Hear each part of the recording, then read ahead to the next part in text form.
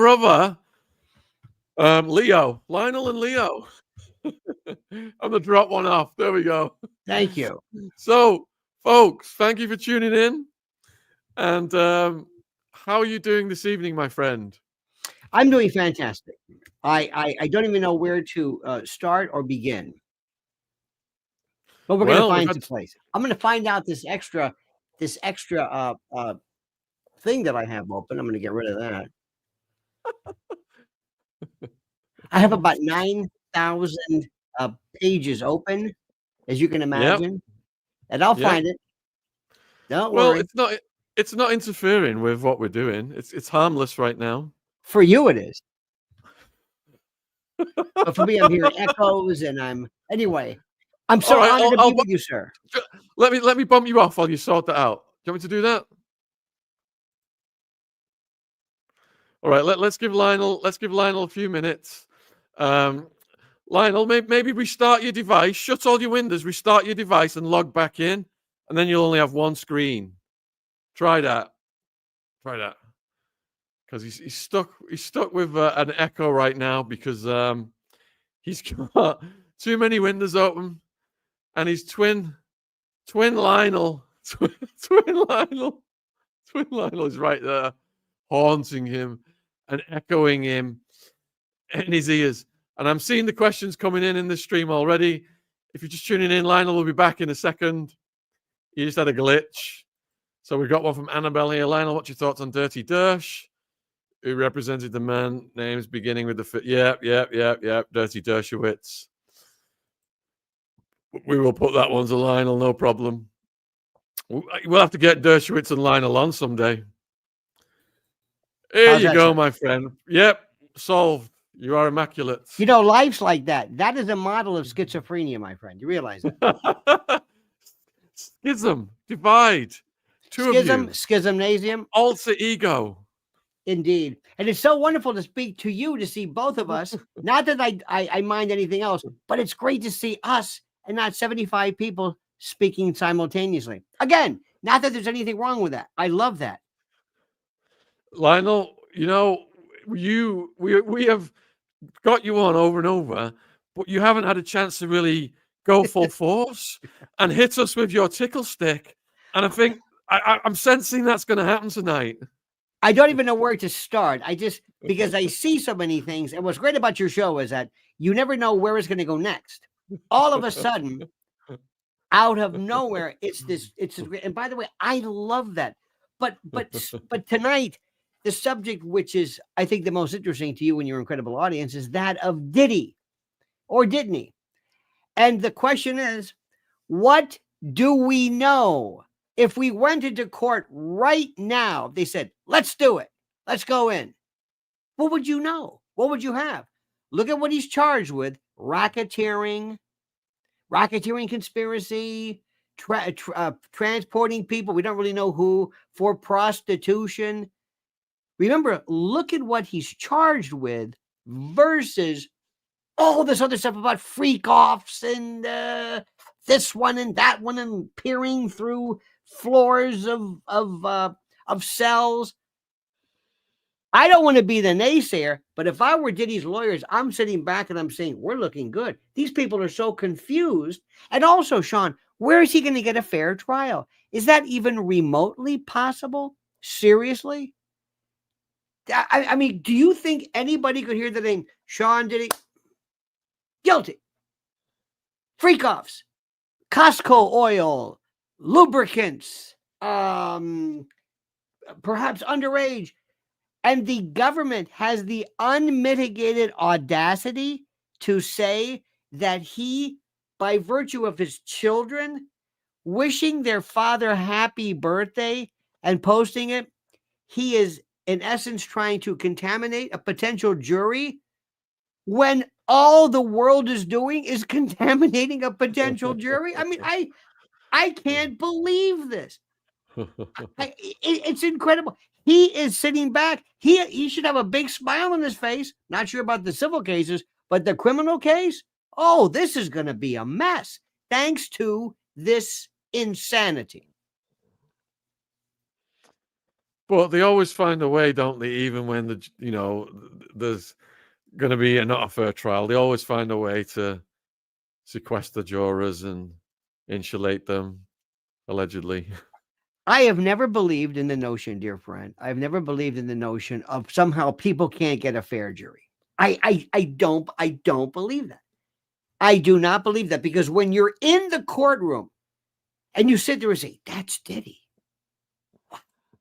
That's Diddy. That's him. Wow. That's OJ. That's whoever. And when you sit there and you listen and you watch him, you don't know what goes through people's minds. Like, he doesn't look that crazy to me. He's smaller than I thought, or he's older than I thought. And how he conducts himself. Because during the trial, and someone says, maybe they'll have no jury. Oh, dear God, no. No, you want a jury. The only way you're going to get off is through a hung jury, screwing that thing up. And you can't get a hung jury with one judge. There's no federal judge who's going to sit back and say, I don't think you've met your burden. What? Now, our federal judges in the United States are appointed for life by the president. So they have no worry about re-election or anything like that. They're there forever. But I don't think anybody in his right mind would not find him guilty of something. But what I would have him do is, we're going to sit as best as possible. How do you sit? What do you wear? Never laugh. Never tell jokes. Never roll your eyes. I want you to think about like you're at church, because they're going to be watching you. When these people come forward and they lower the boom on you, and the jurors are going to be like this. How are you going to be looking? That is so critical. This is one of the greatest pieces of theater ever, because they're going to say, this guy doesn't seem that bad. And during the opening statement, ladies and gentlemen of the jury, I represent Mr. Attwood. And this man is a debaucher. He lives a depraved life. He is the paragon of concupiscence. But that's not against the law. And if you want a choir boy, that he is not. And if you want somebody who's lived the life of the straight and narrow, that he is not. You might not like what you hear. This is Hollywood or entertainment world, and we can't. But that is not against the law. And you set them and say, okay, so get ready.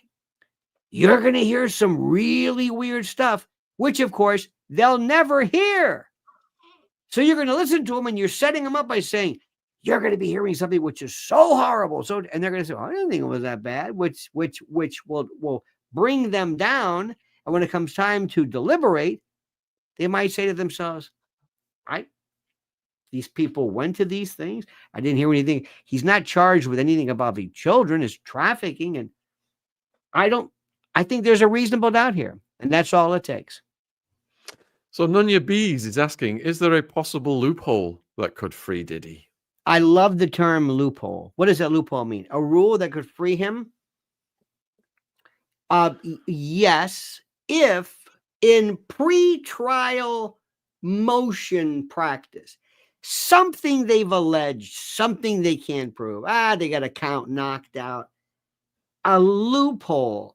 It will have to be the jury instructions. It will have to be what they hear the law is. These are very, very, if you read the indictment, and I ask people to do that, it's very, very open and ended. Will Diddy's lawyers be sanctioned if they have been using illegal phone call lines? That's the story today. You heard about this one, right, Shaun? Yeah, but it was Diddy to his kids, wasn't it? Well, we don't know. You Allegedly. see, there you go. Allegedly. There's a lot of allegedlys here on the Shaun Attwood. Putative is also a favorite of mine. The theory was that he has allowed certain phone privileges. So what he would do is he would maybe call his home, allegedly, call somebody that was okay, and then they would use three-way calling to connect him with someone else. Or he would pay other people, other inmates and the like to perhaps make calls for him. That may be a problem, but are there threats made? Were the purposes of the phone calls to threaten? Now we have obstruction of justice, witness tampering. You can load on the charges later on with a supersedious indictment, more to come. Do you think he could be that stupid? Now, my question to you, Shaun, is which one where would he start threatening? To who? I don't even know who's accusing him of what. I'm They're not even saying sure. the prosecutors are alleging that he was blatantly, as soon as he got arrested, he was blatantly on the phone to his kids, telling them to act in a manner that would intimidate witnesses, survivors, and to manipulate public opinion for potential jurors. That's not what he's charged with. If he's charged with that later on, intimidating witnesses, that's fine. Who are the witnesses? If you read the indictment, I'm not even sure. They don't even mention any names. I'm not even sure. In the bail paperwork that came out last night, this is. I'm sorry? There was some paperwork that came out last night. Right. At the that's what I'm paraphrasing it Well, from. right. They're saying that he did it to threaten potential. And of course, they're going to say, no, we didn't. We're not doing that. We're trying. Look, every single day, listen, that's going nowhere. Bottom line is simply this. That's not going anywhere. They're going to say, now stop that. And he said, this man's on the fight for his life. You won't even let him out of detention or out of jail. He's on a flight risk. Where is he going to go? So that's not the stuff that's going to be a big enough of a problem. But the question is simply this. He just killed any potential of having bond or bail granted, because what he said basically is, not only do I threaten him, I get my kids to do it. So maybe, again, allegations. I'm not really sure. But the real question is, what is his defense going to be? May I read this, if you don't mind? Ask Lionel how often he has seen deleted. I'm sorry. I've got a follow-up. I've got a follow-up question from what you're talking about first. Okay. So if it is proven that he used the jail phone to ask his kids to threaten a witness, if he gets sentenced and gets convicted and sentenced, could they use that as an aggravating circumstance to increase his sentence?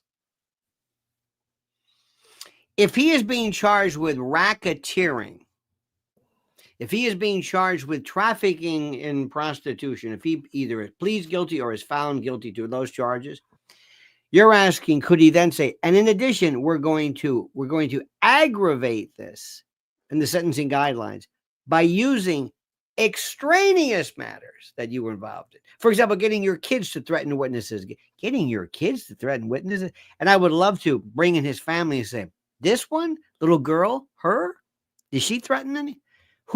Did you threaten to? No, I didn't do that. And then we're going to go a he say, she says. Then we're going to have a hearing to determine whether the judge finds there was threatening, as opposed to a child who might have been perhaps a little overexcited.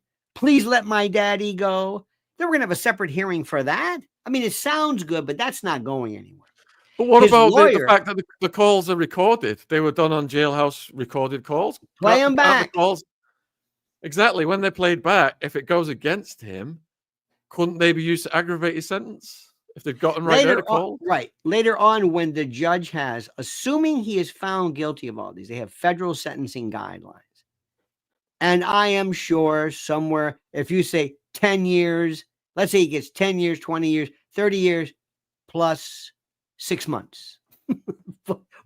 Out of everything he's done, what could those calls have done to aggravate conspiracy, human trafficking, and a phone call? That's the one. When your little daughter called up her friend and said, don't you touch my daddy. I don't know. That will be a part of it. But let's back up. Do you know how stupid this man is to do this? And in these jails, these jails that say, you're being recorded. The following call. Would you receive a correct call from the Manhattan or the Brooklyn Detention Center? Unless he's planning an insanity defense. So I don't know. Shaun, one of the things we have to realize, and this is the most important, is that these people for the longest time could do whatever they wanted. They can do whatever they want. He has done stuff you don't even know about. He's thinking, oh my God, if you think the Costco lubricant was something you should have seen. He's thinking, and other people are thinking too, like, that's all they've got. Now we get into this other question that you brought up. Why? Let's do and now let's go into Attwood's why. Why now? What about this Cassie lawsuit? They've known this forever. His business associates, the people that are his confederates, the people that work with him, his enemies, his rivals, the people who've been there. Everybody knows this. It took her lawsuit to say, now we're going to do it. Why? Why so special? I gave you this example before, which I think is most interesting. In 2014 or something, there was a comedian in Philadelphia, Hannibal Buress, an African-American comedian who said all of a sudden, and look at what Bill Cosby has done regarding allegations of criminal activity against women. I'm trying to clean this up for purposes of the show. Okay. All of a sudden, the floodgates open, and people said, I've been telling people for years. Actresses, I heard about this. Everybody heard about this. This was a day, Shaun, not to get off in this, but it was interesting. This was a day of the Playboy Club. Remember Slipper a Mickey Finn? This was before GHB. The idea was it was considered not the part of acceptable seduction, but to loosen her up, slip her a Mickey. Of course, he sedated her, but it was a part of the culture. It was weird, and he did it, and then allegedly liked it. It was almost like necrophile. He liked, this limp human being. So anyway, this was going on. Actresses said this. People did this. There were talks about Hugh Hefner and what went on at the Playboy party and the Grotto, and they've been talking about this for years. I've got news for you. There are so many people. There are some big name actors right now whose names you would immediately know who are looking at this and going, this is nothing. This is nothing compared to what we did. But that's not against the law. The issue of against the law is having a racketeering conspiracy where you create a criminal enterprise that is organized to create these nefarious deeds, where you traffic people. That's the issue. And trying to make this jury understand that is going to be the critical issue as well. But this is old stuff, and it's nothing compared to what happened in the old days. So why now? Why did this lawsuit? And this lawsuit was basically her kicking the snot out of this woman. What does that have to do with this? Were there other cases of him physically beating women? No. Why? And why are the feds involved in this? The federal government. They're after people like, Pablo Escobar and Zelensky and arms dealership and, that Russian doctor of death. Sean Combs in a 3-count piddly. What? I don't understand it. Something's not right here. As we say in the South, Sean, that dog don't hunt. So the question that we had up, let me find that one for you again. It was about the media, wasn't it? Where was it? Let's see. About deleted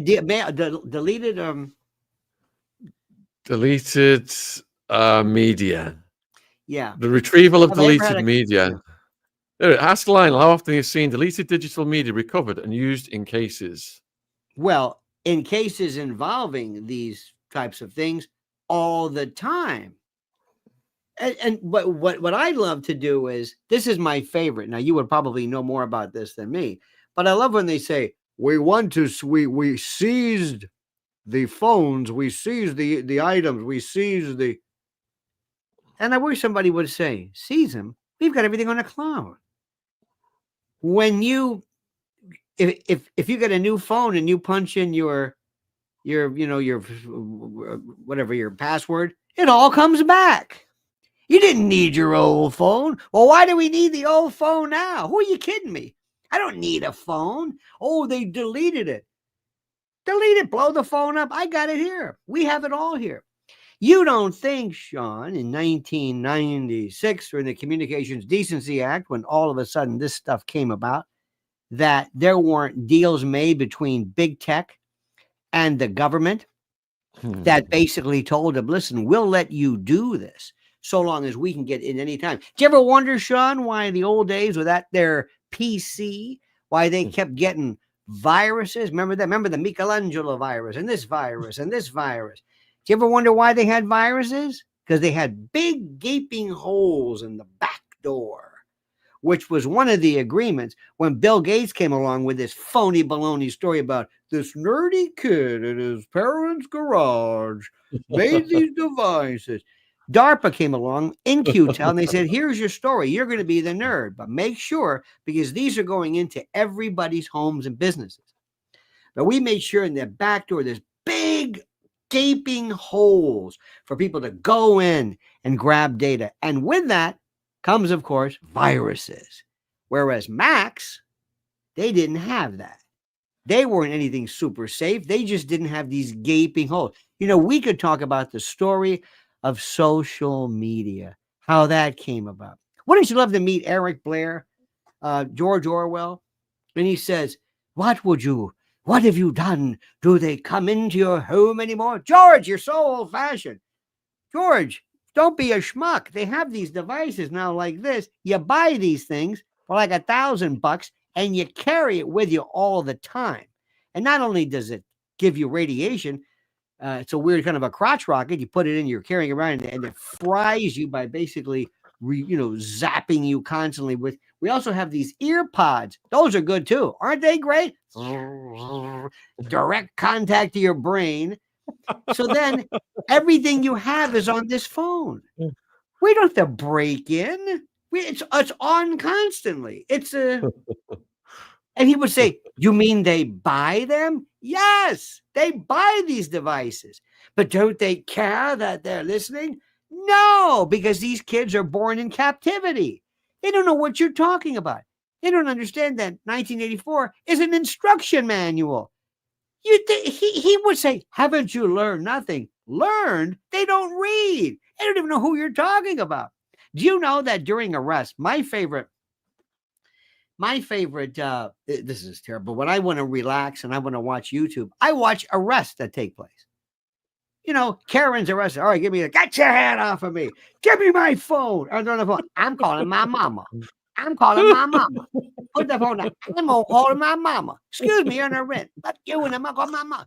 Excuse me. And they're saying, like, how dare you? I'm calling my mother. They have to say, don't touch me. Have you seen this? They're from another planet. I mean, I'm telling you. And plus, a lot of times, too, I don't want to be pleased. I'm a mimic. Don't take this the wrong way.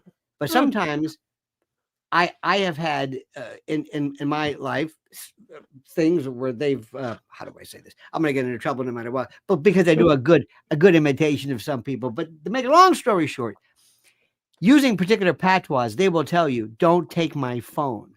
So this device, so you're telling me you're going to delete this? Already there. Deleting anything? They pretend that. This is the most ridiculous. Shaun, have you ever thought? Let me ask you something. Let me ask your fine people. And I mean it. Excuse me. I get nervous on your show. Ask your friends, ask your people, your folks, if they have, nothing like you're my kind of guy, guttural bass humor. You're my kind of guy, Attwood. Ask them if you've ever been thinking of something. Not saying it, thinking. And all of a sudden, you get ads or your Instagram pops up with that person you were thinking about. Coincidence? Did that just happen? Oh, come on. What are you getting at? Are you a conspiracy theorist? Remember the old days when you would talk? During the nascent period of the tech, they had their microphones that were on. And if they heard a dog barking or a baby crying, you'd get ads, Google ads for dog stuff or baby. Not anymore. Now, so help me God, I have thought things. And the next thing you know, guess who shows up on my feed? funeral directors. And in your case, weird lingerie from Mexico, crotchless, but that's a different story. Told you he was going to hit us with the tickle stick, folks. And I know you're crazy, Shaun. You're crazy. I love you, Shaun. I listen to your show every damn time. Mm-hmm. The most common question you're getting asked is, where are all the co-defendants? Why hasn't there been any other arrests? You had 10 people have asked that. Let me ask you this. From my years of my clients, the four major questions from most criminal clients are, who did it? What did it? Where did it? You're arrested. Who did it? No, the police. Where did it? Yeah, Friday. Where did it? Murder. Who did it? Great questions about co-defendants. Great questions about co-defendants. That's the thing. Do you mean to tell me, what about our friend who was eliminated in the jail not too long ago? Remember him? Is he the only one? And that Ghislaine, or Ghislaine, as some might mispronounce her name, perhaps. That's it? That's it? Multiple. Have you ever seen a racketeering like a mafia or an LCN, La Cosa Nostra indictment? It's like 55 names with every nickname they've ever known. They love co-defendants because they want you to have to sever. Prosecutors love to put as many people together in an indictment as possible. And the reason for it is simple. Let them hear all the garbage, and let's hope that these folks, these people cannot basically ferret out who's who. So normally defendants will say, I want to sever my case. I'm in this indictment with Attwood here. You got 15 counts against him. I'm not doing anything. They're going to confuse me with him. Not enough Diddy. It's just Diddy. All by himself. Just nobody. And when you had that racketeering are you any of the other, did you racketeer by yourself? What kind of a racket is this? No mention. And when you trafficked in these people, did you ever? No mention. What about the people you trafficked? Wouldn't that be nice? Mr. Attwood, you're charged with murder. Who? Of whom? When? Sometime. Read the indictment. It is so bearable. I don't understand this. But if you listen to and I love you, but not just your show, but everybody else's, there's 75 million stories about Diddy that have nothing to do with this. Nothing. And the names. I was reading. I don't know who.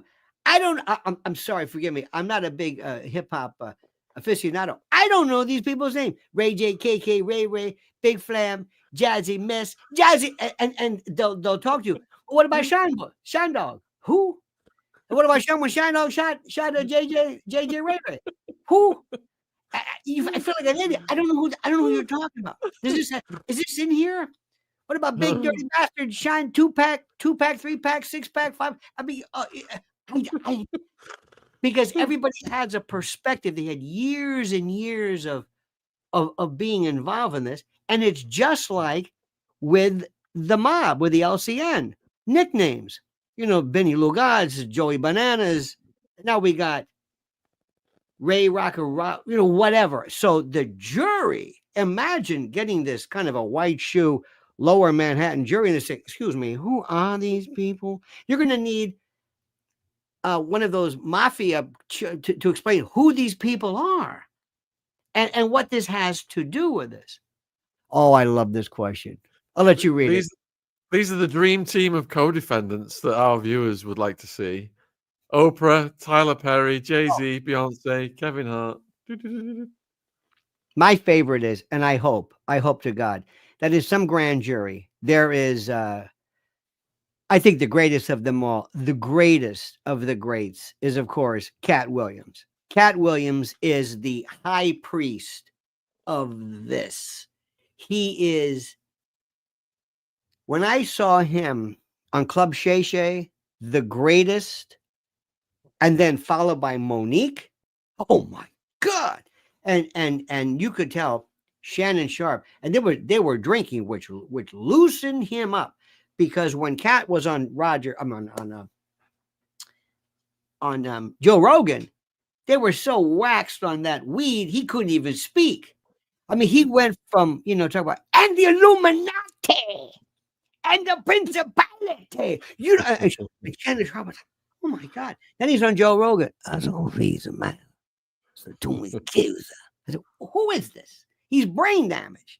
So he was much better. But when I saw that, and he went through it, oh my God!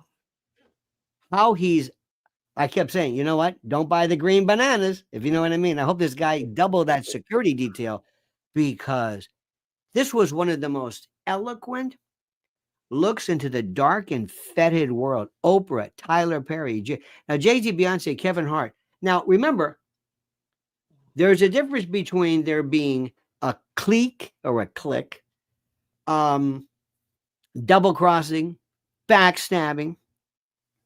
Okay. That's not against the law. Or what about Oprah recently? Now, did you see her? Did any of your fine folks get a hold of Oprah when she was, what am I trying to say? When she was walking recently in this, walking about. Did you see this? She was it was after they asked her, how much they paid you, $1 million or so to appear in support of Kamala Harris. Did you see this? If you can get a hold of this one, I thought when I saw her, I thought, these sick bastards. I told my wife, look at these bastards. What? He goes, they're taking some poor woman. I don't know, this poor woman, she's walking, this unattractive woman, she's walking on the street, and they're saying that's Oprah. These sick people making fun of her by making this unattractive woman walking on the street alone, like some street. That is Oprah. What? That's Oprah. That's Oprah. Why is she walking by herself? She has more security guards than you can imagine. And why does she have this kind of a bag lady look? What is she doing with that? This woman who was losing weight, always worried about the weight, is she trying to basically say, hey, look, I'm one of you. This is Oprah too. And don't forget how she came out against the royal family. Don't forget that business with Meghan. That's when I said, oh, you've done it now. Remember that racist business? Oh, God. So they told her the other day, did they pay you $1 million or whatever it was to do this interview? And she says, no. And then later on, she says, well, it was Harpo. It wasn't me. And they're saying, oh, come on. We're not talking about your LLC or whatever it was. But already people are saying, especially here in the Democratic Party, because just to bring your great folks up to speed, we just had a catastrophe because we just had this moron who nobody could figure out, this woman and an even greater moron running mate. And people are saying, who did this? And people are saying, don't look at me, George Clooney. Maybe not this one, but George Clooney, they're blaming him. You were the one who you were the one who told Joe Biden to step down. He said, Joe Biden was out of his tree. He was walking around yelling, who ordered the veal cutlet? This guy was gone. Yeah, but you told him to step down. First, you told him he was in shape. Then you told him to step down. Then you wrote this letter and he said, look, I'm just following orders. And you too, Tom Hanks, just this group of people, Spielberg and all these folks, and the Hollywood lefties came out like you stepped on an anthill. They came out in support of this idiot. And now they're like saying, don't look at me. I don't know. They made me do it. So let me explain something. They're freaking out. So somebody may say, would you go away? Give us somebody. Who will say, bring out Barabbas? Okay. Who do you want? Will Diddy do? Will that help? Oh, it's a start. Okay. Diddy. Don't you think that would? Remember this, Shaun. The world has the attention span of a gnat. We don't remember anything. We just it's like weasels jumping on some. We forget about all the other issues. And I can't speak about you, but Americans in particular. There was a guy years ago when I was growing up. His name was Eric Brent. He was on the Ed Sullivan Show, and he had these sticks. And he played these. He would like try to spin these plates, 5, 6 plates. And I would get really nervous, like, oh God, he's going to drop them. It's like, what, are they made of explosive? But who cares? And they played the saber dance. Well, that's what you've got to do today to do in our business. You got to be able to keep 50 plates simultaneously, and you got to be able to handle them. And if this plate falls, you go to this one. But society can't do it because they have the attention span of a gnat, plus all the psychotropics and the diseases and the mental illness. They want low-hanging fruit, something easily digested. So Diddy, oh, that would take care of everything and all the other issues. And other people would say, well, what about me? What about you? Well, we got a hold of Diddy. No, but I've got so-and-so next, and you can go down and imagine the names. So just think about this. If he falls, if he is crushed, convicted, packed away, or worse, that just sucks all the oxygen out of the room and we move on and we forget. So there's an incentive for that, my friend. What about the money Beyonce was paid for her 3 minutes? Well, is that against the law? No. I mean, no. But remember, though, you and I know there's something more to be said. Just because something's not against the law doesn't mean it won't hurt your image. Now, what I would have said is, don't you think, Beyonce, it would have been nice if maybe you would have considered perhaps, I don't know, donating some of that? Maybe some of that somewhere? Do you think it might have been a good idea? Maybe you could have helped somebody? Do you think maybe you could have done something rather than just keep the money for yourself? That might have been good. And she didn't even perform. She just came out and said, I'm here as a mother. As a what? And even that's, we'll talk about that some other time. But the unmitigated audacity, they gave Reverend Al Sharpton, I don't know if you know who this character is, $500,000 for what? He's a racial arsonist. He's a poverty pimp. I mean, it was the lowest form. What are you doing? And meanwhile, Trump, we've got people, I'm sorry, we had people staying in line 2-3 days waiting to see him. Maybe somebody was paid for, I don't know, expenses. But so this lock that the left has had on the entertainment business, it's over. I mean, they're freaking out. They don't know what to do. And there are also people saying, who let this get out of control? You know, the labels. And whatever happened to Suge Knight? And are we going to get to the bottom of Tupac? Or don't tell me this is a mystery. This is not a mystery.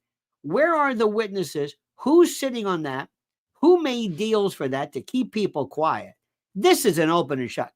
Come on. I don't understand this. So that remains to be seen, my friend. Viewers, put a 1 in the chat if you think that paying Beyonce this money and Oprah was not only didn't help her, Kamala, but was counterproductive. It actually worked against her. How about if it was against Beyonce? What is Beyonce? Forget. Listen, she's a politician. By the way, for those of my Latino friends, we always call her Que Mala for how bad, which is a different story. But what about her, though? This is a woman. This is the part which is the most incredible thing in the world. What did she ever do? Now, remember, a lot of people think they have answers for this. We have questions. I'm sorry. Anybody who tells you, I know the answers. No, you don't. You don't know anything. But the questions are what lead us in the right direction. And look at how people have become so habituated to this.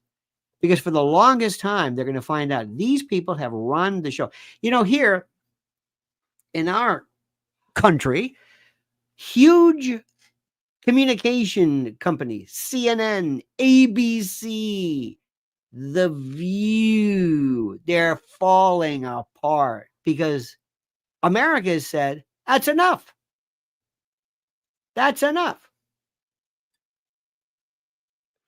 You're getting asked for your thoughts on Dershowitz, who represented the man named begin with the fifth letter The one with the island. You know, I got to tell you something. There is no evidence at all from what I've seen that has ever been substantiated that shows him being criminally involved in anything. You can't blame somebody for representing people. Unfortunately, defense lawyers represent bad people. I used to have one time on my business card, my practice was limited only to the defense of the innocent. Doesn't matter. When you're an emergency room physician and somebody comes in and he's a murderer, you know, you don't have any say over that. Priests don't have anything. That being said, what I wish we would do is to find out, where is the evidence? Where are the tapes and the hard drives? And was any of this a part of any? He had a lot of lawyers and a lot of representatives. There's an attorney-client privilege. Does that survive death? Who has these? Who has these? And let me tell you something. Let me go back about representing people. People forget this about that dude. We'll call him number 5, the 5th letter. Everybody wanted to know him. I mean, they knew he was a complete dirtbag, but half of Hollywood was. But he had plain old, dinner parties. I saw him walking around, and I mean, he was a fixture. He was a benefactor of Harvard and science. He was, I think, he wanted to hang around the great physicists, and so there were people who might have gone to the island or whatever, who are part of a big list because he wasn't Al Capone at the time. Granted, they probably knew more. What Andrew was doing, that's another story, because he's privy to his own MI6, MI5, who told him, "What are you doing? We know all about him." It's one thing when you're, a movie star and you don't know this, but the feds knew, the government knew, your government knew. That's another story. What about Ehud Barak? What about that connection with Israel? And that we can really see. That's the third rail here in this country. Don't say that. Why does Lionel think it's taking so long for Tony Busby to file new lawsuits? Oh, because you have to sit down with a client. You have to ask yourself, is there any merit to this? Is this a good lawsuit?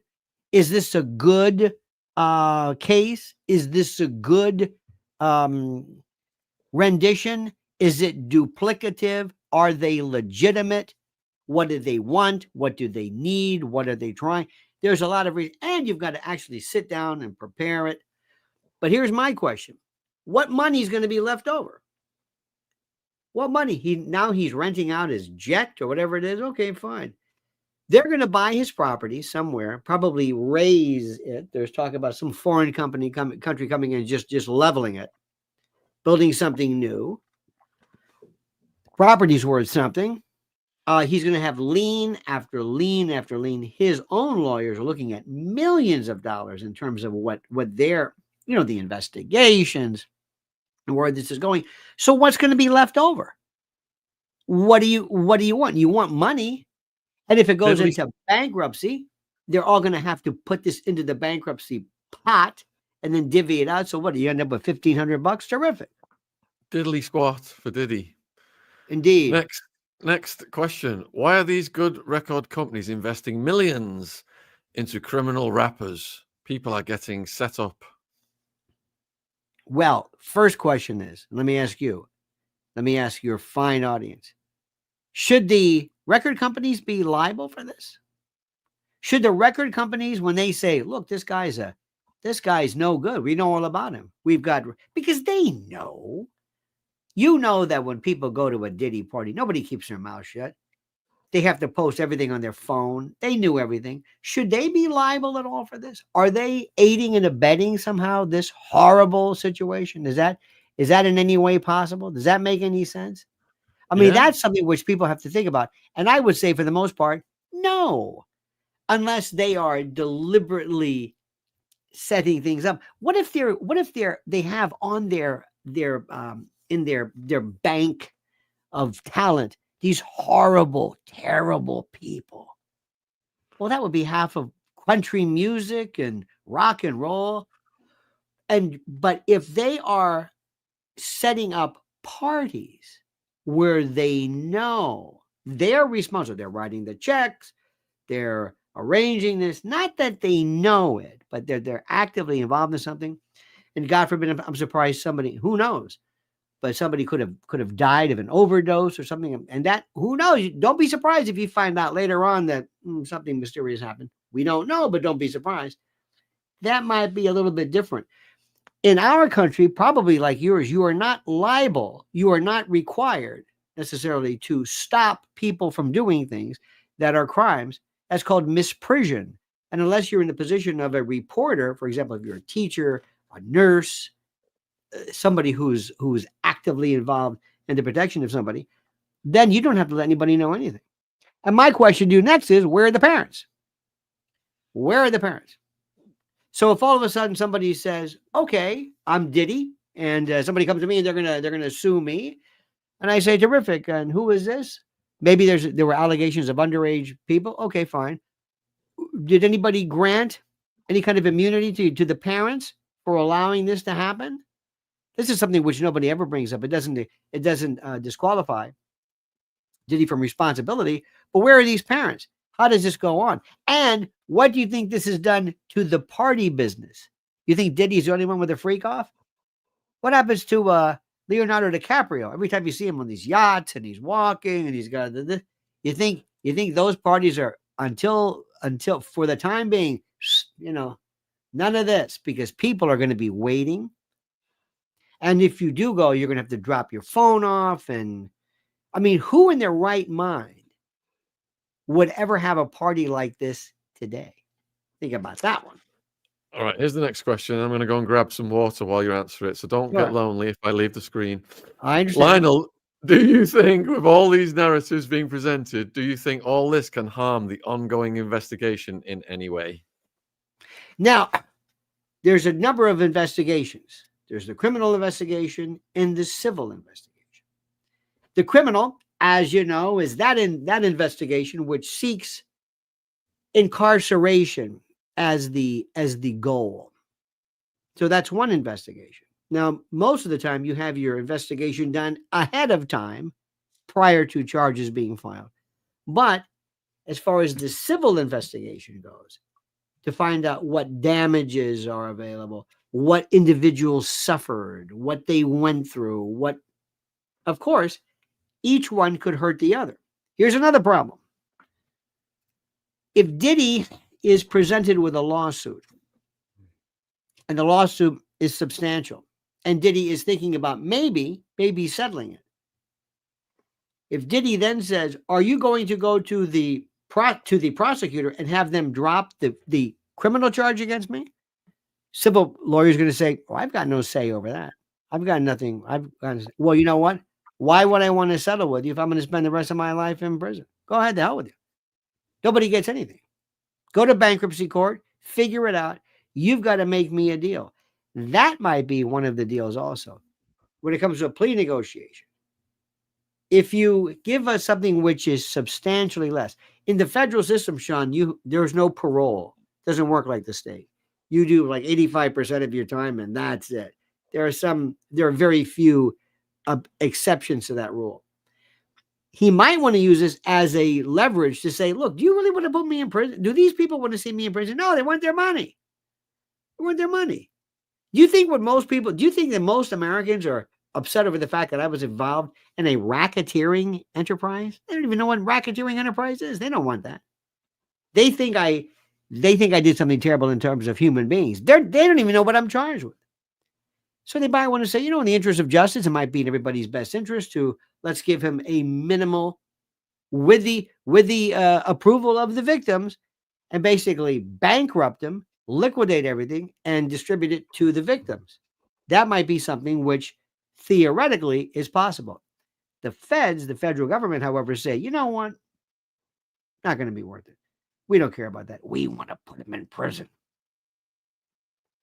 I love this next question. Does Lionel trust Elon Musk? I thank God every day for him. Trust him as opposed to the government, as opposed to not having him here, as opposed to Twitter before him. No. Elon Musk is the greatest thing. You're going to feel, even though you're not in the United States, you are going to be the beneficiary of so much great stuff that is happening because people are saying things for the first time they've never said. And there's eventually, my goal is to see, let me put it this way. My goal is to destroy mainstream media. This is the best media there is. It's interactive. It's true. It's not subject to anybody telling anybody what to do. I mean, we have rules, of course, and what we're seeing is this collapse. And after this election here, when they lied, and they still think, that's why I've asked everybody who listens to me, follows me, never retweet, repost, or re-X, whatever the verb is now. Never, ever, ever repeat anything that these rat bastards say that actually hurt us. Whether it's, I don't know if you ever watched this quintet of harridans, these termagants, these viragos. It's called the Spew on ABC. They sit around and they're horrid. They're rancid. And I don't ever want anybody to tweet anything again. Let me give you an example. You've heard of Howard Stern, right? Yeah. Okay. When Kamala appeared on his Sirius XM show, nobody listened to Sirius. I'm sorry, I hate to say it. Nobody listened to it. Nobody cared about it. Do you know where she got her traction? When they put that interview on YouTube and on others. That's when they saw it. So you don't go on Howard Stern to have Howard Stern's audience do it. You go on Howard Stern so that somebody will record it and put it on YouTube. That's where it gets the traction. Or Joe Rogan. Do you know what Joe Rogan's done? I don't think anybody even gets this. They're saying right now that might have been the most important move in anything President Trump could have done. He holds more power than anyone. And they said, Shaun, there's no way these young folks are going to listen to him. They don't have any attention span. Oh, really? 4 hours with J.D. Vance, the vice president? 4 hours? One of my favorites, Lex Friedman, 3.5, 4 hours on particle physics and supersymmetry. Oh my God. Who knew this? I mean, this is, so that's the answer to everything. Not that heritage, this sock puppet media, these idiots who are still thinking. I catch BBC every now and then, just maybe again on YouTube. And I think, what year do these people think it is? It's frozen in time. The presentation, the look, the sound, the desk, that constipated affect, horrible. Yeah, I think we would all be getting deplatformed again around now if it wasn't for Musk.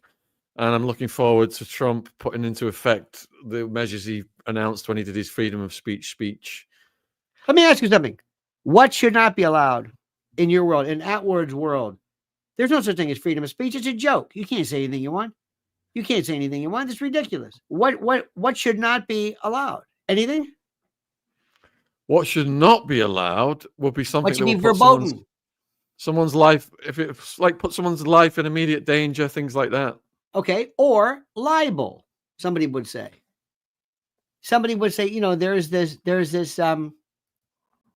there was this case.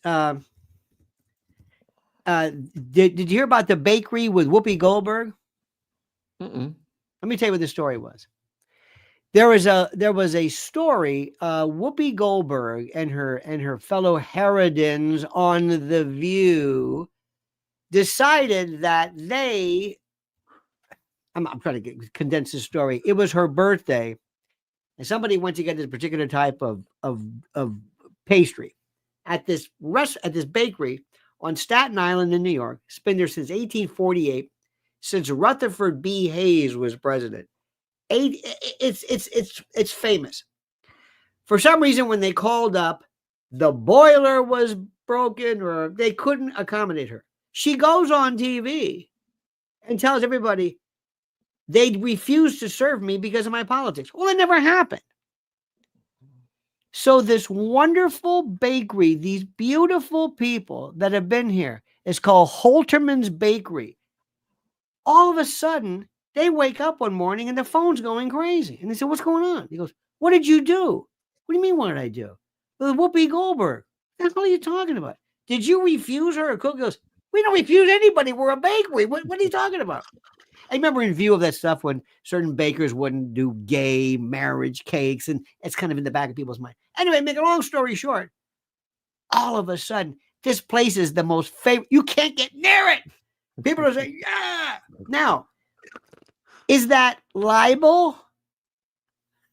Could be. I mean, should Whoopi be sanctioned? Should she be cut off? I say, don't cut her off. Punish all you want, but don't cut people off. Shaun, I'm an old-fashioned dude. In my generation, we said hashtag, before there were hashtags, so what? Do you hear what that was said? So what? Remember the Anarchist Cookbook, 1971. It was a book that basically told you how to make poisons, how to kill people. It was really black bag, and it was really, I mean, it told people how to kill people. Supreme Court said, well, it's valid. It's valid. It's information. Yeah, but it says, okay, the next one's going to be AI. And this is the issue that's going to be the most important of them all. Somebody will be able to, I don't know if you've seen some of these AI, these incredible depictions of Trump and this. I mean, they're better than anything you've ever seen. And they're getting better and better and better and better. And when AGI kicks in, artificial general intelligence, look out. So anyway, what if somebody says, I have something that if this were actual children involved, it would be against the law. But they're not. I created them. Nobody was hurt. But you would never know. I mean, it is so detailed. Now, are you going to ban that? That's an idea. Yeah, but it's a depiction. But it's an idea. Yeah, but you can't put that up. Why not? What about the Bible? Lot's wife or Lot's daughters got their old man drunk to had sex with their. I mean, you want to go that? You want to go into Lolita and Nabokov and think about Romeo and Juliet. We are going. I always say Lionel's law. The law always lags behind technology. Shaun, what next if we have a device? There's a doll you can buy on the market that isn't just a doll. I mean, it's got it. You can't even tell. Skin and irises and contraction and goosebumps and blushing and oh my God. And somebody says, I want to do something nefarious with it. I want to do something with this doll that if it was a human being, I would be looking at the rest of my life behind prison. Are you going to ban that? Are you going to ban it? Because you can say, I know what you're thinking. What I'm thinking? What I'm thinking? You're going to arrest me for what I'm thinking? No, you know what I mean. You're doing something to that. Well, guess what? Some could argue maybe if there were more of these, maybe people would say, I'm not going to risk my life or anybody bothering some child. I'll just focus my sickness on a machine. But people will say, you can't do that because it's a thought. So what are we going to protect? This is the issue I've been talking about forever. How do I tell somebody? What if I said, here we go. This is my Donald Trump's talisman, okay? This is a pen. Okay, what if this is nice, yeah. You know what I do with this? You ain't gonna like it. Now, are you gonna ban this because I've told you what I do with it? See, this is where we're going to go next. Free speech is not even misinformation, disinformation, data information. This has only started. And the left is not going, I hate to use that term, but they're not going away. They're going to find new ways to go after thought. Do you have hate speeches here in your country? A hate speech where I take a crime, hey, Attwood, battery, assault. Hey, you no good German. Wait a minute. What does that mean? He's a no good German. Did you hit him because he's German? No, I just threw that in because I want to get him mad and I know he's sensitive about that. Is that a hate crime? I don't know. I'm not sure. But what about this? He's not German. He's French. That's the difference.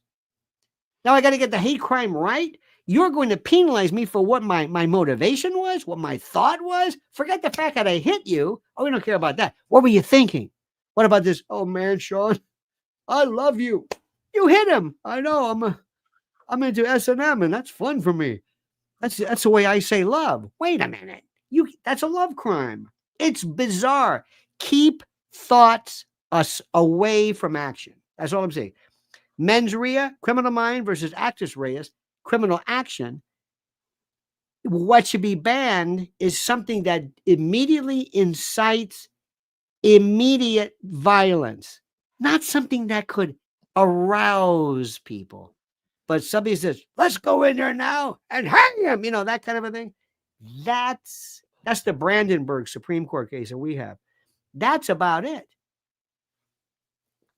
Will AI have a say in the Diddy's case? It could be used to manipulate the public, couldn't it? AI. Absolutely. I got a better one. Your Honor, I call for the witness. The witness is then Dr. Shaun Attwood from the University of Sussex. Dr. Attwood, you're an expert in photo detection. Yes.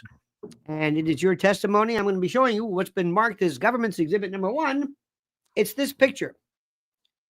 Can you tell me that this is authentic? Now, normally in court, when you go before a jury, you do this thing, which is very simple. You do this thing where you say, I want to introduce into court this picture. And you say, Mr. Attwood, is this a true and accurate depiction of what this was? Yes. Good. Let me show it to opposing counsel. And you then introduce it. You authenticate it by saying, yep, that was it. All right. That was the picnic. That was the event. Yep. That's the picture. Okay. But now I bring in an expert that says, can you tell me whether this was manipulated? No. Can you tell me whether this was actually taken? No. In the old days, they would say, well, there's a little sprocket and we know the film. And yes, this was a picture. The image was burned on the film. Yes, this was a picture. I can't even tell you if this is a picture. Can you tell me if this person was here? Yes. In fact, let's do a courtroom demonstration. 3 of these pictures are real. 1 is not. Can you pick out the one that? No. So because of AI and they have pictures, don't be surprised if that forms a case of reasonable doubt to say, do you think that people who would be willing, who are banking on making millions and millions of dollars if Mr. Combs is found guilty, you don't think they could figure out a way to distort a picture? Are you kidding me? That's doubt. They say a picture's worth 1,000 words. Not anymore. What are your thoughts on Elon's robots? Scary like you cannot believe. What about Neuralink? Transhumanism. Now, let's talk about, have you folks read about the uncanny valley? This notion of when, years ago, when they started to come up with the notion of robots and puppets, and have you noticed why some people are freaked out over clowns? Clowns frighten people to no end. Have you noticed that? It's called coulrophobia. Why is that? They're supposed to be funny. It's supposed to be happy, but they're not. But it doesn't matter whether they're smiling or whether they're down or whether they scare people. Puppets sometimes can look cute. A robot can, if you notice, the closer it looks to a human, it becomes cute, cute, cute, scary, scary, scary. Oh my God. Freaks out. That's the uncanny valley. There's this weird thing about the closer they look, they actually can frighten you. And clowns are a distorted, there's something which is universally frightening. And they're trying to figure out why, because it's not, it's a human, but not. It might be something atavistic. It might go something that was a beneficial trait that we had. Anyway, one day you're going to have, let's say, a special needs child who doesn't deal with people well. Might be on this some kind of spectrum disorder, whatever. And you have a device called a robot, and it knows a little bit about this. It knows about eye contact, and it can read things like, again, AI, AGI, but it can read skin temperature, fixation. It can tell. It knows. It's the greatest. What's the matter, Timmy?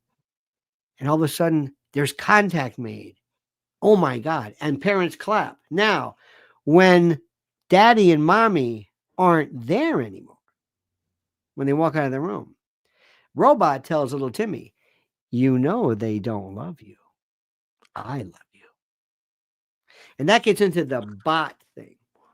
See, the thing about artificial general intelligence, if it ever gets to that, you see, when a robot, you program the robot.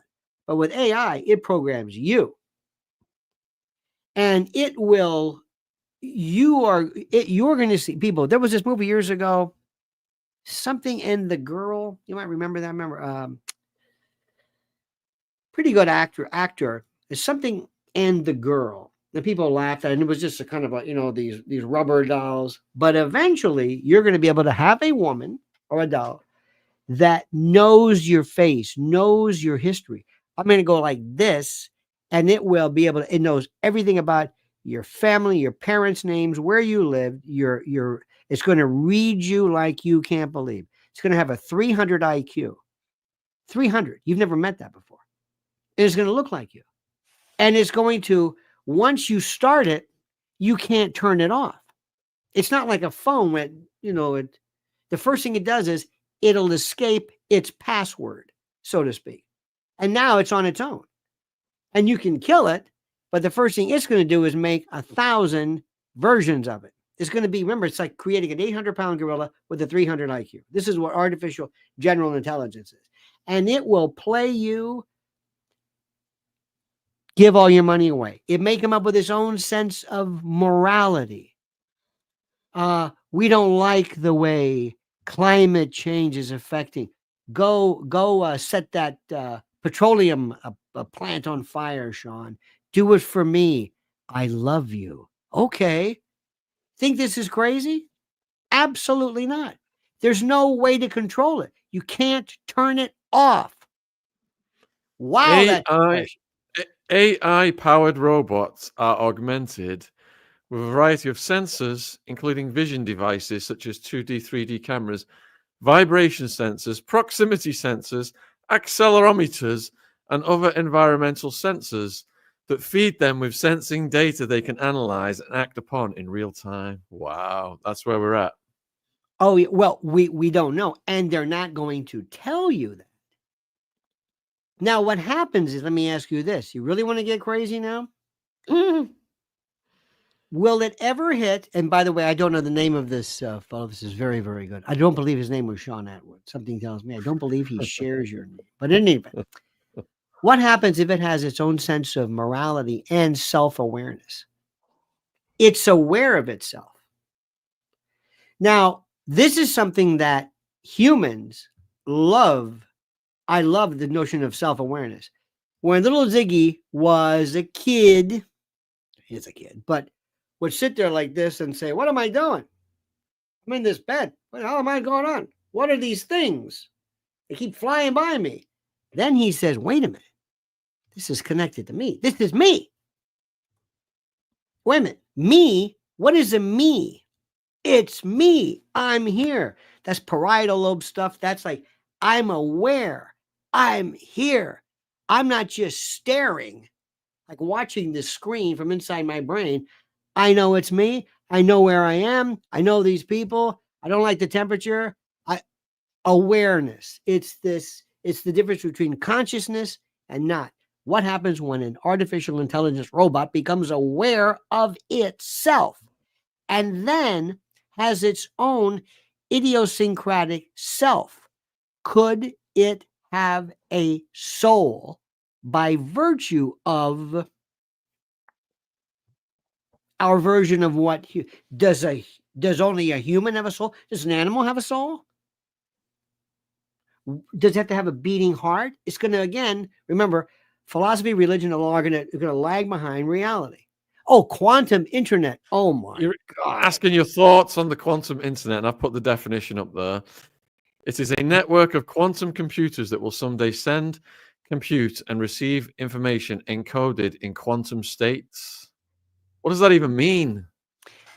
It's actually going to use, you're going to have, how do I say this? Right now, computers that are kept at sub a million, degree Kelvin or minus 273, but they basically use subatomic deconstruction as the chip. It's mind blowing. They say, "Oh, don't worry about it. Don't worry about it." But it's going to change the notion of computing at levels that there's some wonderful stuff on YouTube. Wonderful stuff. Please watch it. It'll blow your mind. And how did anybody think of this?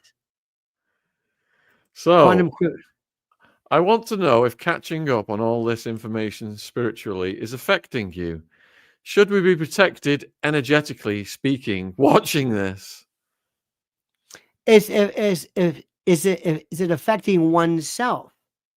Well, I don't know. I will say this, that you will see people who have been forever devoutly involved in religious environments reconsidering the applicability of those today with what we know. I'm not suggesting it's going to end religion, but if somebody says, well, this may not make any sense. Let me give you an example.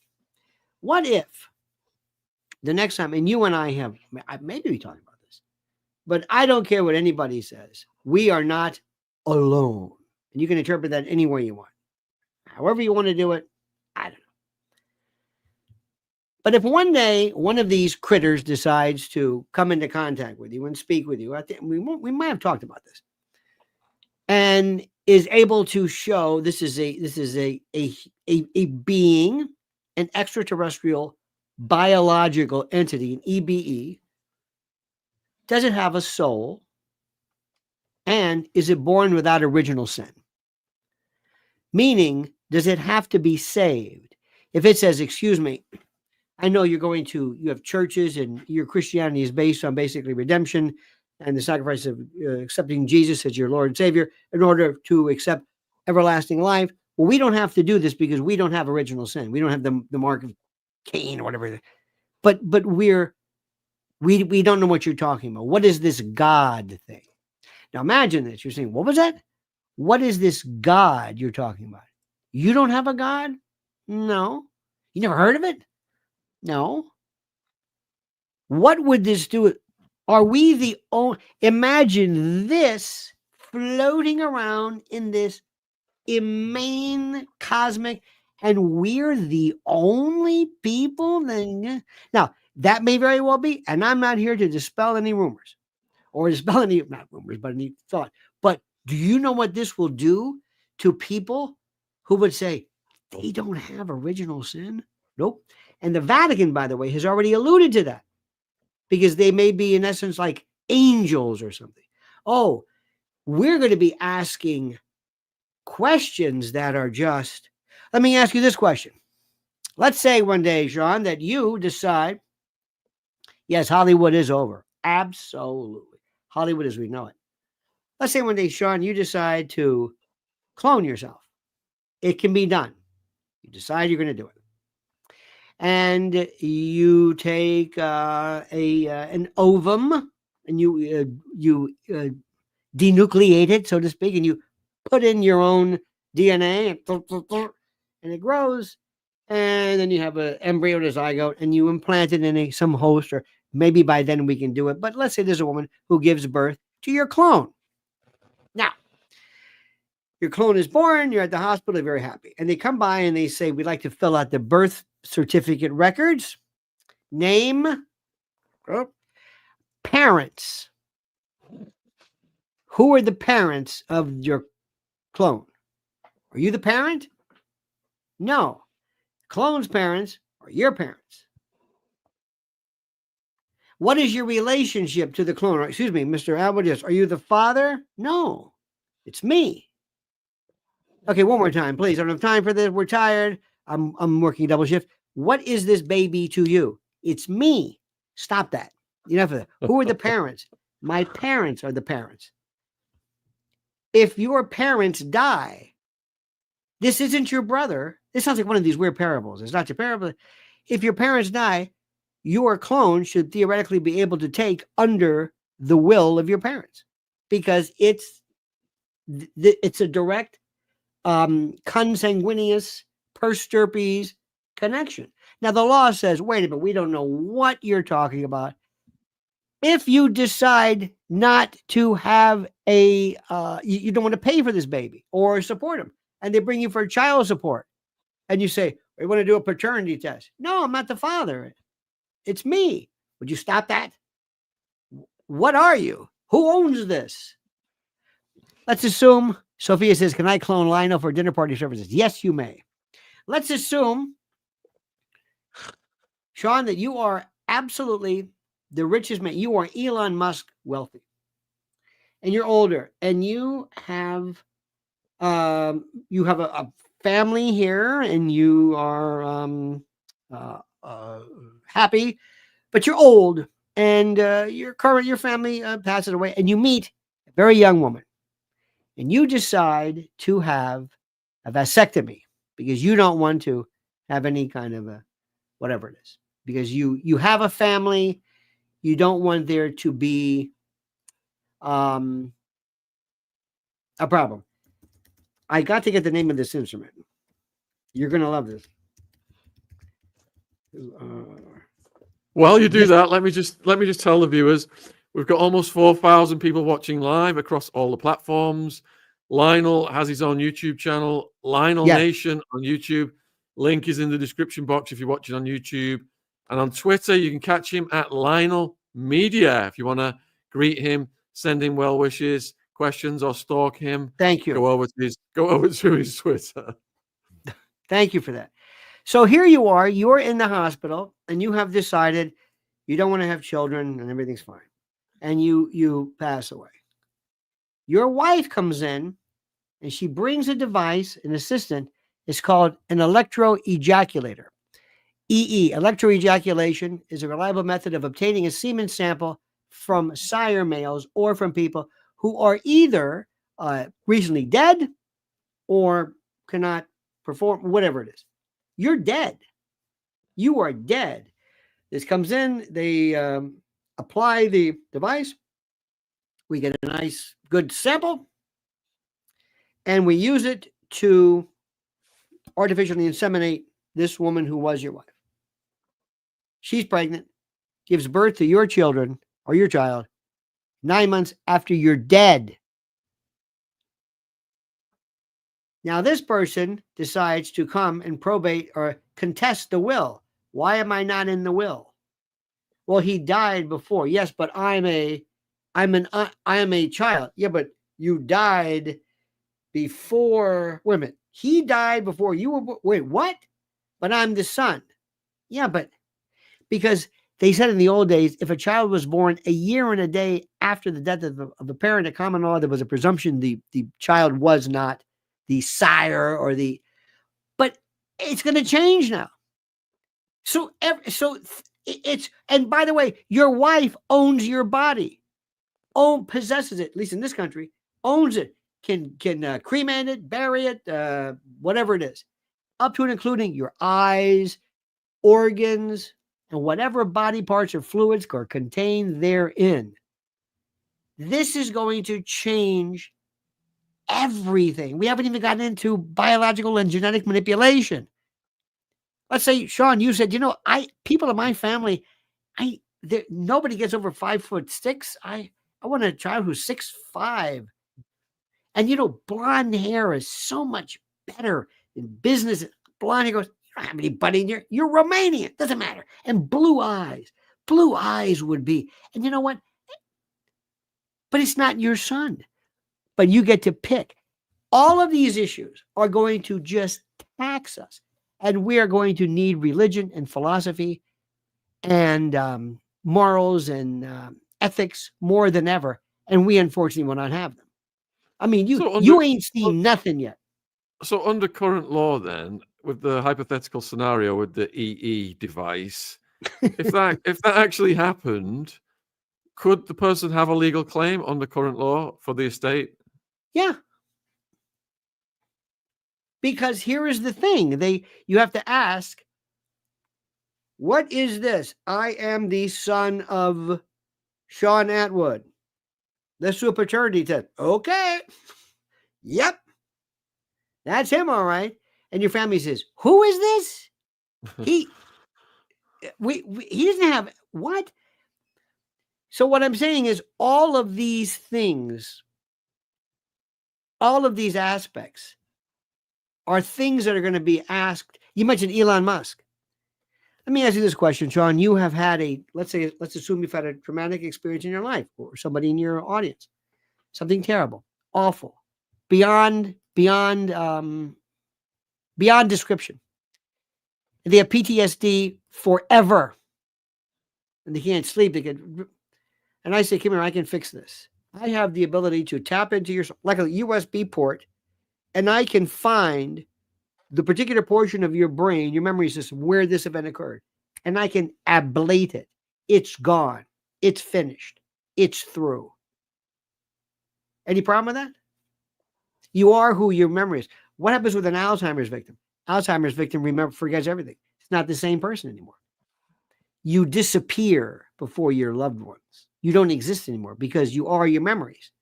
If I start going and I change this thing, imagine where the world would be if nobody remembered. What if everybody who had been the victim of a Holocaust could have that immediately removed from their brain and there's no history? Nobody remembers it. Nobody suffers, but nobody remembers it. Nobody can. Your pain and your scars make you, but you'll do anything to change that. How far do we go? Because we'll be able to get it and fix it. Did they stop teaching ethics in law school? No. In fact, they teach now professional ethics. And you might say, well, what's the difference? That deals with stealing clients' money and conflict of interest. Let me ask you, Shaun. Somebody comes into you and says, I've just killed a family of 5 and I need a representation. And you say, well, I wish you wouldn't have just told me that. You don't have any money and I don't have any time. And no, I don't want to take your case. Okay. Can you tell anybody about that? And by the way, they're looking for me. If you turn on the TV tonight, you'll see they're looking for me. I mean, I am it. Can you tell anybody about that? What about if you go into a Catholic priest confessional and say that? Can they tell anyone? Exactly. That's the thing. I got a better one for you. Same situation. I say, oh, by the way, Shaun, you know that guy they're going to execute tomorrow? Yeah, I did it. They're going to kill him. So it's more than you just knowing this. They're going to kill this guy. What do you think about that? If somebody's life is in imminent danger, doesn't that give? Isn't there an obligation? Isn't there an obligation to report that? No. What difference? Ask a priest. And what can you imagine a priest having a sign outside that you may talk about the following?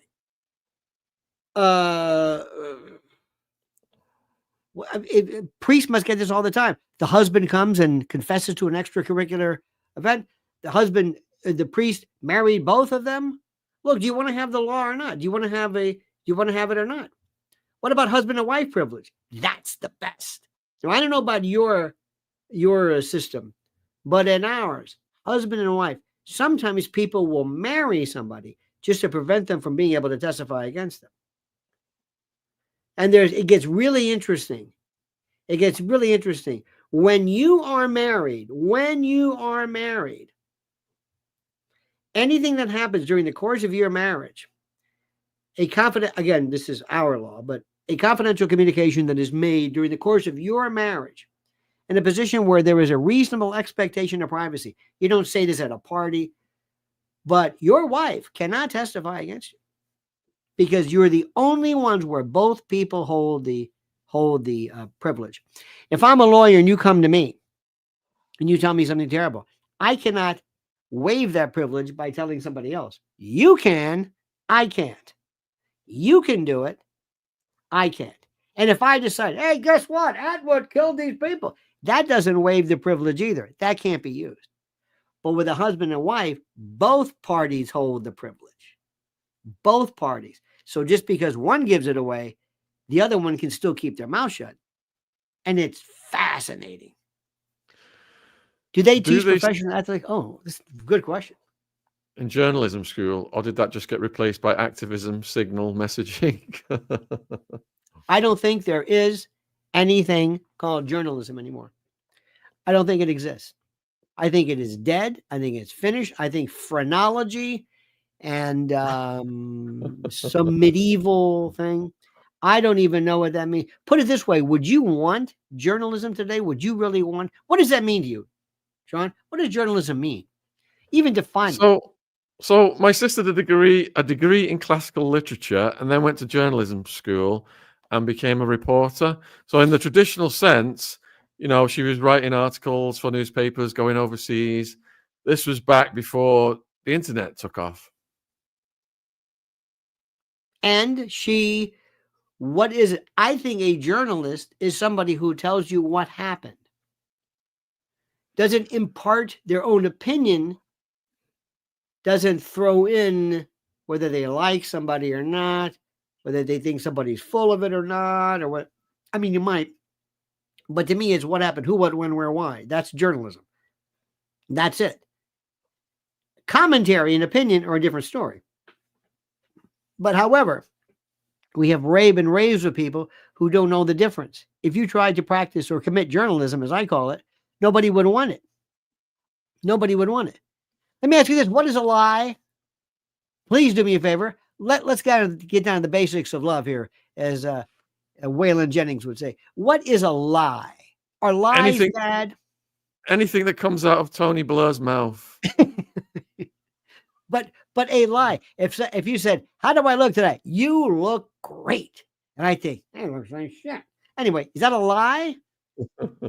Is that a lie? I mean, I don't mean to be facetious or silly about this, but one time there was a case. It was a case where the court ruled in the matter of prosecutorial misconduct. One lawyer said to the other, "You're a liar," and he said, "What does that mean?" And it was, a lie is a misrepresentation of fact with the intent to deceive. So I thought, okay, we're kind of getting there. I don't even know what this is. So a lie is more than me just saying something wrong. I want to deceive you. If I say something and I don't care whether anybody is deceived or not, I just want to say it. I don't know if that's a lie or if it's just misrepresenting something. Now, misrepresentation, misinformation, disinformation, that information, that, what if you are on and you say, I do not believe in the official narrative of World War II. Is that a lie or is that an opinion? If I say I do not believe that World War II, from our point of view, had anything to do with Pearl Harbor, I think it was contrived. I think it was provoked, and I think perfide Albion, and I think Winston Churchill was full of it, and I think I come up with this theory as to what. Now, is that okay? And they'll say, well, what are you doing? Well, I'm kind of giving you a different. I'm going against the official narrative. Well, is that wrong? Oh, that's okay. What if I talk to you about what causes cancer? What about this? People who go on TV and say, hi, I've got stage 4 metastatic, and I believe in coffee enemas and prune juice IV, and it helped me and it can help you. And if you say, that is apt, you don't, this one's got a level 4 glial, but no, This is crazy. You can say that. How come you can say, and I'll just be very careful with this, how come certain things are, prune juice is a great way to get rid of rickets? Oh, it's not. I think it is. Or I believe in prayer. Just pray. Should I get this looked at? Nope, just pray. But it's a big knot. It's in my neck and it hurts. No, pray. Lionel, what do you do to switch off your racing brain? Can't. You know what the worst for me is? Switching it off. There's no such thing as that. It's being, that's why I hate people. All my friends are so boring. I don't even know. I've got my wife and me. And by the way, let me just give, if I could, my wife has a website. She's on YouTube at Lynn's Warriors. She knows Diddy stuff like you can't believe. I mean, she is like, she scares me because I think she's almost like a criminal or something. It's like, how do you know this? And she has devoted her time to human trafficking and trying to prevent it, and deal with childhood predation and digital safety. And anyways, Lynn's Warrior. So I can't commend it enough. What happens to kids? We have something in our country called Tren de Aragua. Isn't that great? TDA. This is out of Venezuela. These are these roving bands of the worst criminals you can imagine. They poured into our country. And I hope nobody takes offense to this. But anybody who breaks in, if I break into the UK and I don't have any reason, I'm a criminal. And if I come there and I say, all right, I show up in wherever the hell it is, now give me my debit card, and give me my insurance, and I'm staying here because I'm a dreamer. I've always wanted to live in the UK and be a Briton. So shut up and give me. You'd say, get the hell out of here, you xenophobic. I wouldn't expect you to give me a damn thing. And if I did come to your country, I would want to know, be expected to speak your language. But I've got here. A quick question for the viewers. Yeah. Put a one in the chat, viewers. Put one in the chat if you'd like to see Lionel's wife on this channel. Yes. Yes. Yes. Lynn's Warriors on YouTube. Yes. Oh, it's all ones. All ones. We've got a question coming in for you. What does Lionel think about wokeism? Mental illness. Is it now over? Mental illness. Yes, it will be in great part. Mental illness. You know, it's funny. We talked about this, Shaun. You and I have. And by the way, thank you for this. I thoroughly enjoy this. And you're a good man, despite what people say. But that's another story. Another story. Wokeism is this. It starts off, as we said, using the notion of crowd theory. Gustave Le Bon. And remember how do you ever see starlings fly? They're in this perfect pattern. It's like one doesn't fly off. It's like, where the hell are you going? It's called the rule of seven. It's called a murmuration, like a school of fish.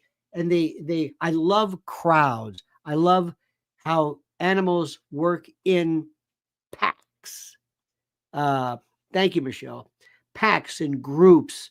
I love animals that like a wolf and hyenas, the way they work in groups. Well, we as humans are very, very, very, very, very social. And we will do everything in our power to fit in. One of the greatest phenomena I've ever seen, I hope nobody takes any offense, is how overnight people became covered in tattoos. Every square inch of dermal real estate taken up the neck, up the side, in order to fit in. How do I look? You look great. Why did you do this? I have no idea. I will do anything to be a part of the pack, of the group. This signals something. My hair, my glasses, whatever it is. Other people will say, I will say things. I will provide a shibboleth, a word. I don't know about you, but you must have expressions that drive you crazy. But here, everything is amazing. That's amazing. Awesome. That's awesome. Really? You're in awe with that? It's amazing. You're amazed by this. That's hilarious. Anyway, people will say things, their hair, but then comes this notion of political ideology, and they will say, we want you to celebrate a form of insanity because you've already covered yourself in tattoos. Next, we're going to be cutting off digits, but we want you to believe that you are going to have different pronouns to separate yourself from the rest of this group. But in our new group, we show we use the right lingo, language, the vernacular, the argot, the lexicon, and then that goes from a word to an idea. Look at climate change. Climate change is one of the greatest things. People don't understand the first thing about it. They know that in order for me to fit in my group, I have to think this is the worst thing. I've got to be a Greta Thunberg. Whatever happened to her? Remember the first time you saw her? How dare you? How dare you? I said, who the hell is this? I could be at school. And here I am here. Won't you make me the farts of the cow? How dare you? I could be in school. We'll go to school. Who the hell is this? I hate you. I'm thinking, is this a joke? And she came along and I go, how dare you? And I was doing that, how dare you? It's out of nowhere. And people said, isn't she wonderful? She's a nut. She's a lunatic. What are you talking about? And they celebrated her. And the planet is going to... Don't give me that crap about this. What about the Hipsy thermals? What about the Holocene maxima? 10,000. Do you know that the reason why Britain and Great Britain and the UK is green is because of this incredible thing called this horribly hot period where things melted. It was verdure and verdant. Let me ask you this question. How dare you? That's going to be our thing. I'm going to call you. I'm going to leave messages for you all the time. I do it through drive-thrus, takeaways. Yes, how much is that? $4. How dare you? Anyway. That's the thing that's going to get you. If I showed you that there was a chart, 2 charts that go this way. Temperature, CO2. Temperature, CO2. What Greta would do was she would say, oh, I see. The more CO2, the more the temperature goes up. When in fact it's no numbnuts. It's the hotter the temperature is, the more CO2 there is. Or the more CO2 there is, the hotter. Which one is it? They see cause and effect and they're not sure what causes what. So they're thinking if you pump carbon, CO2 carbon, which I think last time I think we're all kind of organic, but when you pump carbon into it, temperatures will go up and things will melt and whatever it is. But when you talk about this, no, it's the opposite. When things get warmer, you'll see more of it come out. Do you know when they talk about greenhouse effects? Do you know how many what's the percentage of carbon dioxide and regular, greenhouse effects? It's like 0.05%. Nobody knows anything. I love the Holocene maxima and the Hipsy thermals, and nobody spent any time. All they know is that somehow this is the worst thing that's ever happened. That unless they get rid of, and when I was a kid, we had, you couldn't use aerosol cans because of polyfluorine, whatever. Anyway, it's nonsense. So what they did was Marie Strong and Al Gore said, here's what we're going to do. We're going to con these stupid bastards into thinking that somehow I'm going to make them so scared, and I'm going to take little kids and I'm going to show that picture of that polar bear huddling with his mom on an ice cube, which was an iceberg. And I'm going to say, you want to stop this? How dare you? You don't want to look like her, do you? You want to stop this? Yeah. Well, here's what we're going to do. We're going to cut down on your carbon footprint. What the hell is that? I don't know. But we're going to do it. Okay, I'll do it. You don't want this, do you? Any other country's going to do it? No, just you. What about China? Forget China. What about India? Don't have time for that. You do anything you want? Yes. I'll do anything? Yes, I'll do it. Okay, good. Here's what we're going to do. All right, Atwood, we're going to give you 15 carbon units a year. What's that? Shut up. It's called carbon tax. It's going to be a carbon unit. Here's the deal. How much did you use this year? I used 10. Good. You got 5 left over. See that guy over there? He's 5 over. You're going to sell yours to him. We're going to have carbon exchanges as a commodity. And that's why Al Gore is a billionaire with Maurice Strong from the U.S. And it's this crazy idea. And you'll be able to put $1 here. Sometimes if you buy an airline ticket, it would see your carbon impact. Anyway, it's the biggest con that has ever been bestowed upon us. And here's the thing. They believe it like you cannot believe. Does Lionel think they are going to complete their agenda? Do you think people have any hope in their governments? No, they are not going away. Their agenda, oh, by the way, who are they, Lee? Who are they? That's the question. Who are they? Who are these people? Where do they? I've referred to them historically and hysterically as the shadow government. This kind of an overarching, just a name I give, people that run everything. They're globalists. They could be in the UK. Remember when the Bilderberg folks met? I don't know if they had them here, but the Bilderberg, they said, that's a conspiracy theory. And they said, no, it's not. No, I think it was Jim Tucker and Alex Jones, the great Alex Jones. They said, no, there's a group of people that meet all over the world. No, they don't. You're a conspiracy theory. Well, they thought that up until they actually had meetings and they had a website. Okay. So what did they do? The EU, they believe, and the euro was hatched at a Bilderberg meeting. So the story goes. You were the beta test for this. Let's take this wonderful place called Europe. Disparate languages, currency. God, not just, dramatic, not accents, languages. And we'll call you Europe. And if we could somehow put them together and pound them into some unit called the EU with one unit, anybody can do it. And you were the beta test. You were the dress rehearsal for this. And that was the notion of globalism. And they tried it eventually. They were going to do it in North America. They were going to have their own Amaro. And think about this. If you were the most powerful people in the world, we don't want to have England with its own language, its own culture. No, we want to run everything. We don't want these people showing any individuality. We want 4 areas that we control. And we want you in.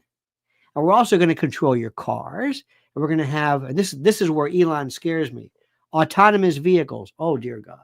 Sounds good until we say, you and let's say Attwood and his family say, hey, come on, kids, let's go out and tool about that. And your car says, no, we want you to stay here. What do you mean? We just want you to stay here. And you have no control over your car anymore.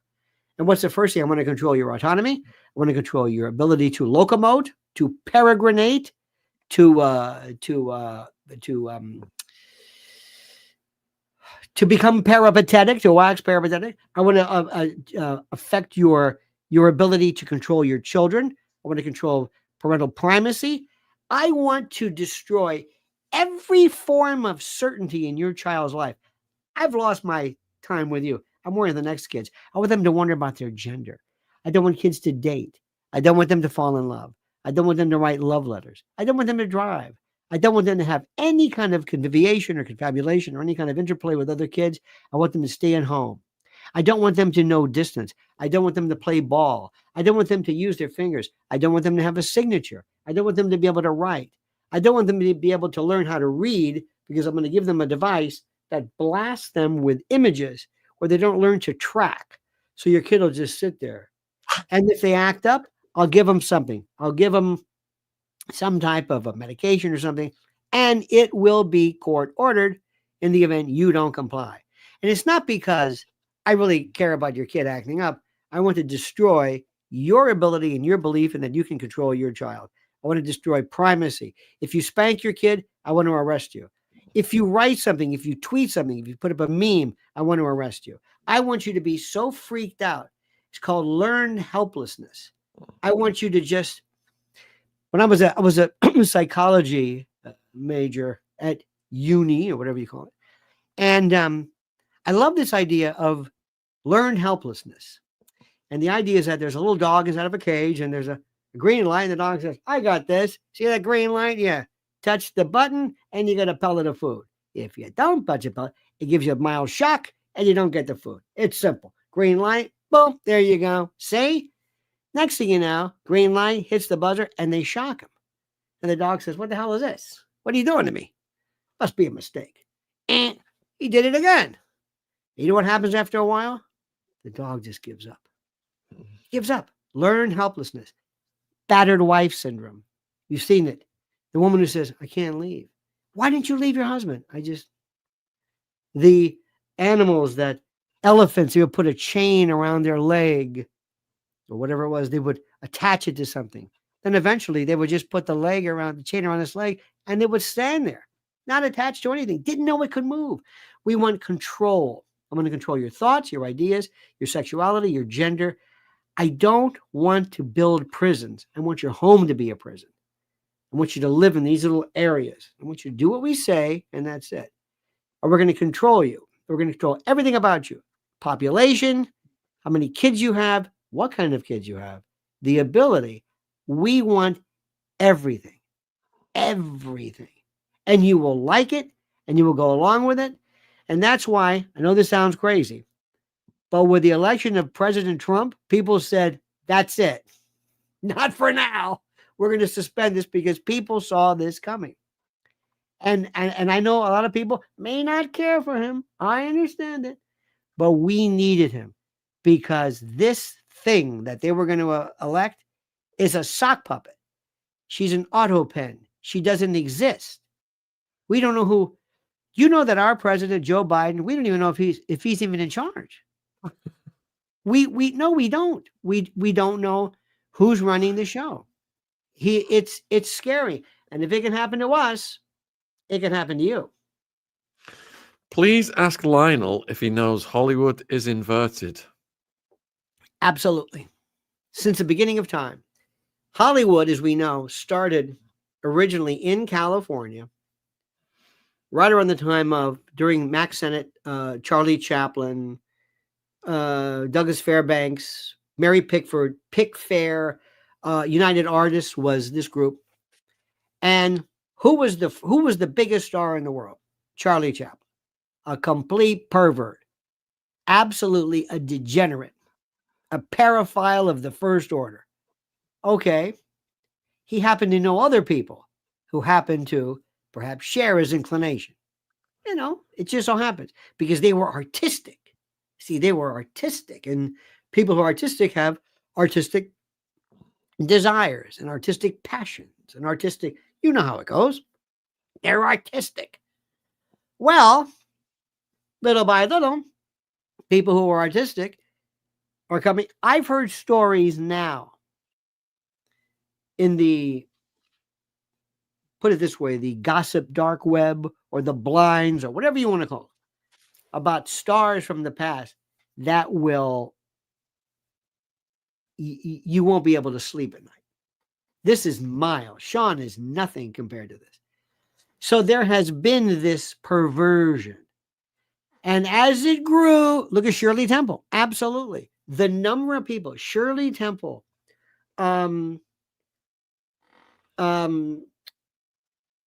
Judy Garland. This is a girl that the mother would say, we want her to be a star. Load her up with pills. She didn't eat. And if you need her, take her. They don't exist. They're, it's debased. Do you know also, not only that, have you ever heard of Bohemian Grove? Okay, Bohemian Grove this is something which you tell people this in our country. This is, give an example. Bohemian Grove is this wonderful, this has been around since 1878. And it is basically as close to what you would call not satanic per se, but it is a ritualized, crazy form of something in the woods of Northern California with a big owl, and Reagan was there. Yep, the owl. Reagan was there. Nixon was there. There are people who, from the beginning of time, have always secreted themselves in private organizations, secret organizations. It's kind of who we are. We love symbology, semiotics, the church, the Vatican, purple robes, symbols, the way we greet each other, the shibboleth, handshaking, to be able, so I can identify who you are. It's who we are. It's this thing. We have our own. And you, oh my God, we learn everything from you. I don't want to get into the Masons, but you've heard people say this. So take all of these tendencies and go back to Hollywood. And who was Hollywood? These people became gods. Gods. Molech, Baphomet. This is something which, think about this. So let's go back. You've got Charlie Chaplin. And you've got these people who are really sick. Charlie Chaplin, I think and by the way, he had kind of an Arrested Development. I think Una, his last wife, she was like 3. Anyway. So you take this, plus the propensity towards a secret, plus this, put it all together. Eyes Wide Shut is probably one of the best recent stories ever, which they say is, interestingly enough, happened to accompany the death of Mr. Kubrick. However, so it's a mess. And the only way that it can be destroyed is, first of all, by the financial set, because that's what motivates him. You've got to dry it and you've got to kill the taproot. And one of the things is, the best thing is going to happen is, number one, we're going to lose the notion of the theater. We're going to lose the idea of actors. We're not going to need actors. AI is going to take care of this. We don't have to go to theaters. We'll see something. And frankly, most people don't know what a star is. Shaun, who's Cary Grant today? Who's Clark Gable? Who's John Wayne? Who? George Clooney? Who? Bing Crosby. Bing Crosby. Let me tell you something. Bing Crosby, at his time, was probably pound for pound the most important thing. He was a music superstar, radio, movies along with Bob Hope, but sheet music. He sold more sheet music. Bing Crosby was a monster. Nobody, forget the Beatles. Bing Crosby was incredible. So that's going away. Hollywood. Also the notion of, and this is the most important, it's not the Hollywood, but it's the star. We don't have stars because you know why? We have this. This is a great equalizer. You see, the internet is the genie's out of the bottle. Toothpaste is out of the tube. They can't get this back in. Now people are going to say Shaun Attwood is famous. You're just as famous, if not more so. More people are watching maybe us now than watch most news shows. Ask Lionel, how do we change the culture away from this spiral to the bottom? By this. The first rule is we have to have an unfettered, unregulated, completely open-minded internet and streaming platform. If you want to have ratings, fine. If you want to have something that says, okay, kids over here, okay, fine. I don't care about that. But you cannot shut people down. And if you say something that is absolutely insane, let me decide it. Let me vote on it by not watching you. It's a simple idea. And the people and the crazy people will kind of go away. Remember, you only take flack when you're over the target. And that's the first thing. There has to be a chance for us to kind of come back again. We've been crushed. Do you know that they say that Gen Zs, Gen X, Gen whatever, are wanting to go back to be kids again? They want to play and they want to climb trees and do kids stuff. They want to go back to that. There are people who want to enjoy morality plays and just remove the stricture. there is and I hate to use the word left, but there is this almost satanic, sadistic, depraved, evil, obstreperous kind of a virus. People who want to shock. I don't know if you had this in your country, but we had drag queens go to kids' little libraries, and kids who hadn't even, they're trying to figure out what mommy and daddy are, and this dystopian John Waters horror show shows up, and they love to shock and to invade and to destroy, and they love to, and these people, I never knew there were that many people out there, but they love to destroy order. Now, I don't know about you, but I'm one of the most open-minded people. I swear to you, what two people do doesn't bother me. But kids are a different story. But that was a depravity. Do you know that when we had the Biden administration, I don't think he bought it for a moment, but we had weeks of every freak, every Fruit Loop, every demented people who wanted just to shock. People who truly, let me tell you something.